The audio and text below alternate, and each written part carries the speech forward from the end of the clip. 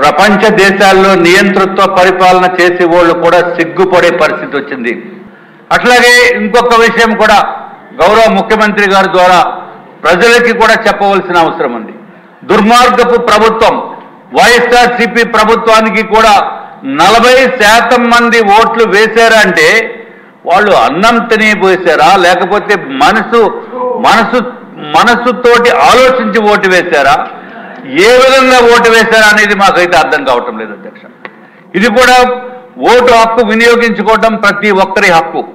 కానీ ఓటు ఒక మంచికి ఓటు వేయాలి, ఒక చెడుని దూరంగా పెట్టాలని చెప్పి 5 సంవత్సరాల పరిపాలన చూసిన తర్వాత కూడా వాళ్ళు ఈ విధంగా చేయటం అనేది ఒక్కసారి ఆలోచించవలసిన అవసరం ఉంది అధ్యక్ష. అది కూడా మీ ద్వారా గౌరవ ముఖ్యమంత్రి గారి ద్వారా రాష్ట్ర ప్రజలకి తెలియచేయవలసిన అవసరం ఉంది అధ్యక్ష. ముఖ్యమంత్రి దుర్మార్గపు ప్రభుత్వం వైఎస్ఆర్సీపీ ప్రభుత్వానికి కూడా 40% మంది ఓట్లు వేశారా అంటే వాళ్ళు అన్నం తినిపోసారా, లేకపోతే మనసుతోటి ఆలోచించి ఓటు వేశారా, ఏ విధంగా ఓటు వేశారా అనేది మాకైతే అర్థం కావటం లేదు అధ్యక్ష. ఇది కూడా ఓటు హక్కు వినియోగించుకోవటం ప్రతి ఒక్కరి హక్కు. కానీ ఓటు ఒక మంచికి ఓటు వేయాలి, ఒక చెడుని దూరంగా పెట్టాలని చెప్పి 5 సంవత్సరాల పరిపాలన చూసిన తర్వాత కూడా వాళ్ళు ఈ విధంగా చేయటం అనేది ఒక్కసారి ఆలోచించవలసిన అవసరం ఉంది అధ్యక్ష. అది కూడా మీ ద్వారా గౌరవ ముఖ్యమంత్రి గారి ద్వారా రాష్ట్ర ప్రజలకి తెలియచేయవలసిన అవసరం ఉంది అధ్యక్ష. ముఖ్యమంత్రి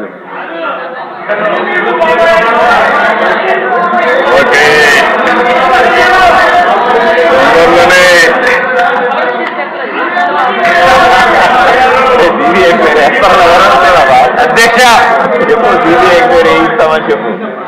అధ్యక్ష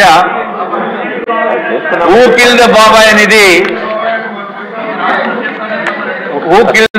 అనేది అధ్యక్ష ఇది అందరికీ తెలుసు. ఎవరు వెనకాల ఉండి చేయించారో అందరికీ తెలుసు. కానీ సిబిఐ ఎంక్వైరీ వేస్తే శాస్త్రోక్తంగా పద్ధతి ప్రకారం ఉంటుందని చెప్పి తమరి ద్వారా కోరుతూ గౌరవ ముఖ్యమంత్రి గారిని తెలుస్తామని చెప్పి ఆల్రెడీ సిబిఐ ఎంక్వైరీ వేసి ఉంది. తర్వాత సిబిఐ ఎంక్వైరీ కొంచెం ఫాస్ట్ గా చేయాలి కదా. ఒకసారి మెంబర్స్ అందరూ కూడా దేశ మేము ఎలక్షన్లో క్వశ్చన్ చేసిందే హూ కిల్డ్ బాబాయ్ అని. ఇంకా జవాబు రాలేదు. తొందరలో జవాబు కూడా వస్తుంది, దాంట్లో సందేహం లేదు. అధ్యక్ష, ఇది ఒక కేస్ స్టడీ. నేను 40 ఏళ్ళు రాజకీయాల్లో ఉన్నా, 14 ఏళ్ళు సీఎంగా ఉన్నా. నేను చాలామంది ముఖ్యమంత్రులను చూసా. ఇప్పుడే విష్ణుకుమార్ రాజు చెప్పినట్టు ఒక వ్యక్తి ఏ విధంగా చేస్తాడో వివేకానంద రెడ్డి మర్డర్ ఒక ఎగ్జాంపుల్. ఎన్ని ట్విస్టులు తిరిగాయో రెండో ఎగ్జాంపుల్.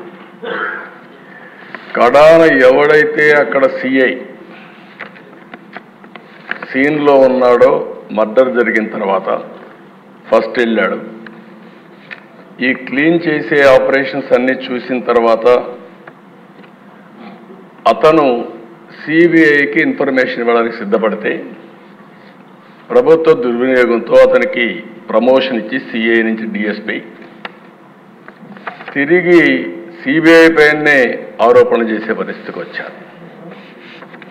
అధ్యక్ష, ఇన్వెస్టిగేషన్ ఆఫీసర్ పైన కేసు పెడితే సిబిఐ, ఆ ఇన్వెస్టిగేషన్ ఆఫీసర్ హైకోర్టు పోయి బెయిల్ తీసుకునే పరిస్థితికి వచ్చాడు.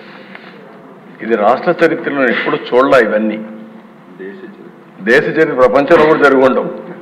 ఈ దేశంలో కాదు, వేరే ప్రపంచంలో ఎక్కడా జరగవు.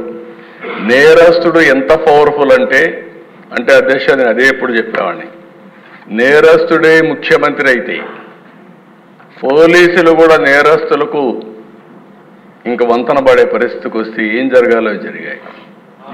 అధ్యక్ష, సిబిఐ లాంటి సంస్థ వివేకానంద రెడ్డి మర్డర్లో ఉండే నిందితుడిని అరెస్ట్ చేయడానికి పోయి మేము అరెస్ట్ చేయలేమని తిరిగి వచ్చారంటే కెన్ యూ ఇమాజిన్ అధ్యక్ష? తర్వాత కూడా అరెస్ట్ చేయలేదు, ఇప్పటికి కూడా కాదు, బెయిల్ వచ్చే వరకు అరెస్ట్ చేయలేదు. అంటే దీన్ని ఏ విధంగా అభివర్ణించాలనో అర్థం కాని పరిస్థితి. అంటే ఏం చేస్తారో కూడా మనం గుర్తుపెట్టుకోవాల్సిన అవసరం ఉంది అధ్యక్ష. అది అయిన తర్వాత కోడికత్తి డ్రామా చూసాం, గులకరాయి డ్రామా చూసాం. కోడికత్తి డ్రామా పనిచేసింది కానీ గులకరాయి డ్రామా పనిచేయలేదు. అప్పటికి అర్థమైపోయింది ప్రజలకి. అందుకే మొత్తం వన్ సైడ్గా ఓట్లేసే పరిస్థితికి వచ్చారు. అధ్యక్ష, ఒక వ్యక్తి ధనదాహంతో ఎక్కడ చూసినా అవినీతి. నేను దీన్ని 41,000 కోట్ల రూపాయల అవినీతి జరిగిందని సిబిఐ ఛార్జ్షీట్ వేశారు.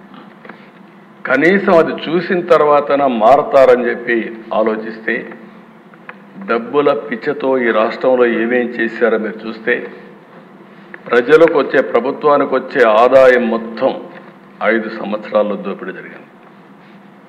ఇసుక, మద్యం, మైనింగ్, భూములు, సెటిల్మెంట్లు, లక్షల కోట్ల రూపాయలు దోపిడీ జరిగే పరిస్థితి వచ్చింది. అసమర్థ నిర్ణయాలతో అభివృద్ధి లేక ఆర్థిక వ్యవస్థ పూర్తిగా చిన్నాభిన్నం అయిపోయింది. 2014-19 మధ్య అభివృద్ధి CAGR 13.5%. 2019 నుంచి యథేచ్ఛగా జరిగిన విధ్వంసం వల్ల వృద్ధి రేటు బాగా పడిపోయింది. ఎప్పుడు కూడా క్యాపిటల్ ఎక్స్పెండిచర్ పెడితే దానివల్ల ప్రభుత్వ ఆస్తులు వస్తాయి, ఆదాయం పెరుగుతుంది. ఆ ఆదాయం వల్ల సంక్షేమ కార్యక్రమాలు చేస్తాం.